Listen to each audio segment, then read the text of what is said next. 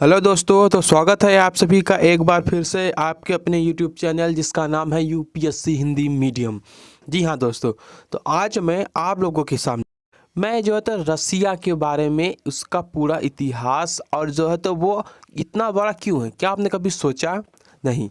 तो द हिंदू में जो है तो कल पब्लिश हुआ था एक जो है तो एडिटोरियल, जिसमें लेखक ने रसिया के बारे में लिखा। जी हाँ दोस्तों, तो उस एडिटोरियल को मैं इस वीडियो में डिस्कस करने वाला हूँ कि आखिर रसिया इतना बड़ा कैसे हुआ और अभी भी वह विस्तारवादी की नीति पे क्यों चल रहा है, और व्लादिमीर पुतिन आखिर में वह चाहते क्या हैं।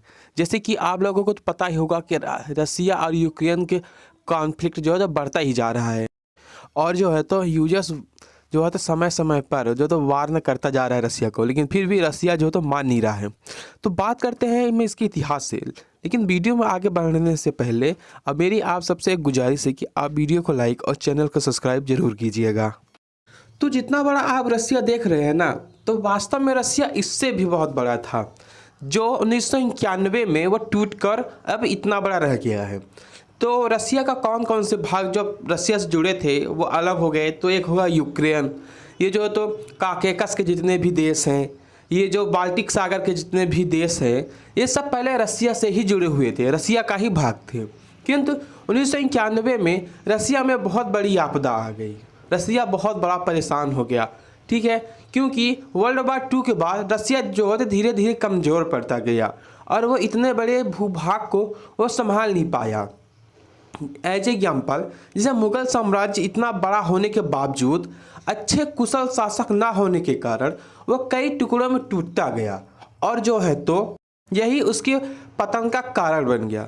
लेकिन रसिया में ऐसा नहीं है, वो भले टूट गया लेकिन उसमें कुशल शासक की जो है तो कभी कमी नहीं हुई, उसमें एक से बढ़कर एक कुशल और योग्य शासक आते रहे। चाहे हम कैथरीन द ग्रेट की बात करें या फिर स्टालिन की, या फिर हम वर्तमान में हम व्लादिमीर पुतिन जो 2014 से अब तक हैं। तो हम बात कर लेते हैं हम जैसे कि कैथरीन द ग्रेट की। वे जो है 18वीं सदी में रसिया की जो है तो शासिका थी, और वे एक बहुत ही बड़ी दूरदर्शी एवं योग्य शासिका थी। उनका ये मानना था कि अगर आपको अपने बॉर्डर की सुरक्षा की चिंता है, अगर आप अपने देश के बॉर्डर को सुरक्षित करना चाहते हैं, तो आप उसके बारे में सुरक्षित के लिए ना सोचिए, बल्कि आप उसको विस्तार करने के बारे में सोचिए। हाँ जी हाँ, आप जैसे आप किसी के एक छोटे से हिस्से को कब्जा कर लिए, तो आप सोचते हैं कि अब वो मेरा हिस्सा हमेशा बना रहे, आप उसके जो है तो सुरक्षित के बारे में सोच रहे हैं। ऐसे वो कभी भी सुरक्षित नहीं हो पाएगा, क्योंकि जिसका वो क्षेत्र है वह एक ना एक दिन जो है तो उस हिस्से को लेने के लिए जरूर आएगा। तो आप ऐसा करिए कि आप उसके और आगे धीरे धीरे बढ़ते जाइए और आगे बढ़ते जाइए। तो अपने पुराने हिस्सा जो उस पर आपने कब्जा कर लिया, उसको जो है तो बचाने के बजाय आप जिस हिस्से को और कब्जा करने जा रहे हैं उस हिस्से को बचाने के बारे में सोचेगा, लेकिन वैसा कभी कर नहीं पाएगा। तो कैथरीन द ग्रेट की यही सोच थी कि आप बॉर्डर को सुरक्षित नहीं और बढ़ाने के बारे में सोचिए, और उन्हीं की सोच ने उन्हीं की दूरदर्शी सोच ने आज रसिया को इतना बड़ा विश्व का सबसे बड़ा देश जो है तो बना के रख दिया है। और इसी तरह जो है तो हमारे जो रसिया के जो आए थे स्टालिन, जिनके नाम पे स्टालिनग्राड शहर है, उन्होंने जो है तो नाजियों को हराया, और वो भी इस विस्तारवादी नीति पर अडिग बने रहे। और सेम उन्हीं सिचुएशन, मतलब उन्हीं सोच के साथ जो तो हम व्लादिमीर पुतिन जो है तो आज जो है तो रूसिया में वर्तमान है, और यूक्रेन को फिर से अपने अंदर हथियाने के बारे में सोच रहे हैं। रसिया हमारे भारत का बहुत अच्छा दोस्त है, और मैं भी जो है तो उनके बारे में बिल्कुल भी बुरा नहीं बोल रहा हूँ, मैं कुछ भी बुरा नहीं बोल रहा हूँ। मैं तो बस अपने कुछ दोस्तों को एडिटोरियल जो है तो समझा रहा हूँ, क्योंकि हिंदी मीडियम के भी स्टूडेंट होते हैं जो हिंदू पढ़ने की कोशिश करते हैं, लेकिन एडिटोरियल उन्हें अच्छे से समझ में नहीं आता। तो मैं बस एक छोटा सा और इम्पोर्टेंट एडिटोरियल जो है तो इस वीडियो में लेकर आया हूँ, और साथ ही साथ मैं इस वीडियो में यूक्रेन और जो है तो रसिया का जो है तो कॉन्फ्लिक्ट भी समझाऊंगा।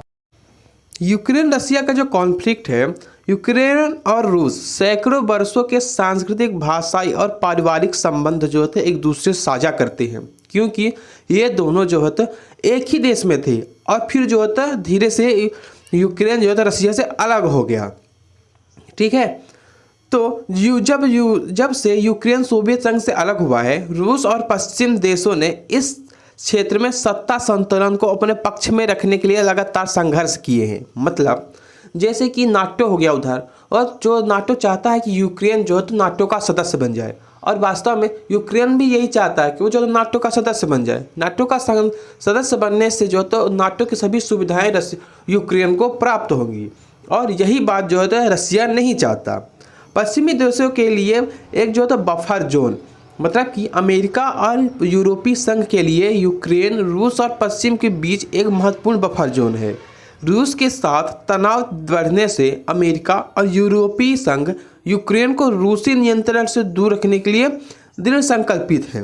काला सागर क्षेत्र का अद्वितीय भूगोल रूस को कई भू राजनीतिक लाभ भी प्रदान करता है।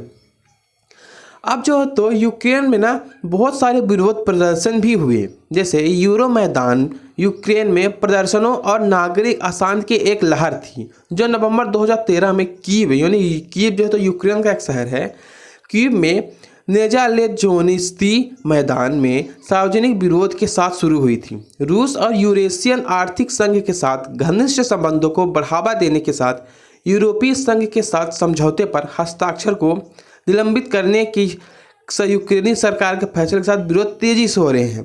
भाई अब यूक्रेन में भी जैसे भारत पाकिस्तान का जो तो बंटवारा हुआ था, वहाँ उसी तरह उसमें भी दो तरह के लोग रहते हैं। एक हो गया जो यूक्रेन को अलग देश बनाना चाहते हैं, और दूसरे हो गए जो रसिया में मिलना चाहते हैं, और इस पर जो है तो विवाद चल रहा है। और लेकिन सोने पर सुहागा तब हुआ जब क्रीमिया पर हमला हुआ।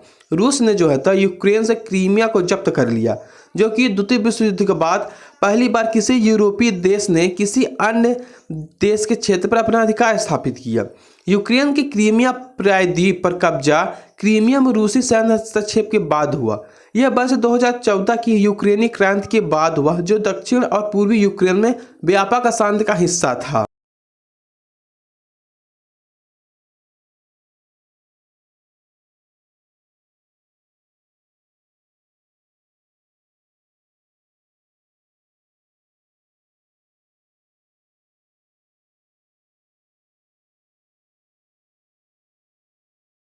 तो ये रहा आज का हमारा छोटा सा वीडियो। तो मिलते हैं आप लोगों से अगली वीडियो में, लेकिन उससे पहले हम देख लेते हैं इनमें से इन दोनों के बीच जो है तो भारत का क्या रुख है।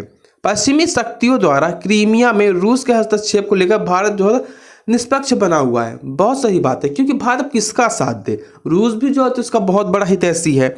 नवंबर 2020 में भारत ने संयुक्त राष्ट्र में यूक्रेन द्वारा प्रायोजित एक प्रस्ताव के विरुद्ध मतदान दिया था, जिसमें क्रीमिया में कथित मानवाधिकारों के उल्लंघन की निंदा की गई थी, जबकि इस मुद्दे पर पुराने सहयोगी रूस द्वारा समर्थन किया गया था।